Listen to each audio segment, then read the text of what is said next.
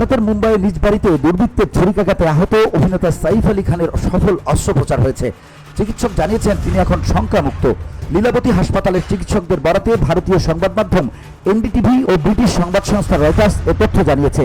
চিকিৎসকরা বলছেন তিনি এখন বিপদমুক্ত এবং দ্রুত সুস্থ হচ্ছেন। যদিও 54 বছর বয়সী অভিনেতার মেরুদণ্ড, ঘাড় এবং হাতে ছুরিকাঘাত গুরুতর, তবুও যথাসময়ে অস্ত্রোপচার হওয়ায় বর্তমানে তিনি সুস্থতার পথে রয়েছেন। সাইফের অস্ত্রোপচার করা একজন চিকিৎসক নিতিন ডাঙ্গে বলেন, মেরুদণ্ডের ছুরিকাঘাতের কারণে তার থোরাসিক স্পাইনাল কর্ডে বড় ক্ষত হয়েছে।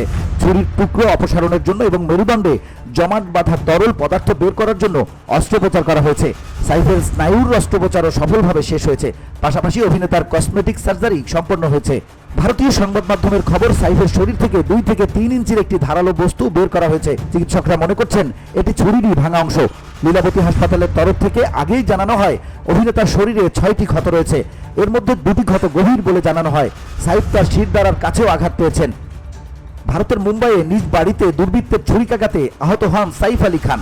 বুধবার রাত 2:30টার দিকে ঘটনা ঘটে। বর্তমানে এই অভিনেতা শঙ্কামুক্ত হলেও আরও কিছুদিন মুম্বাইয়ের লীলাবতী হাসপাতালে চিকিৎসাধীন থাকতে হবে বলেও জানান চিকিৎসকরা। VOD Bangla news desk.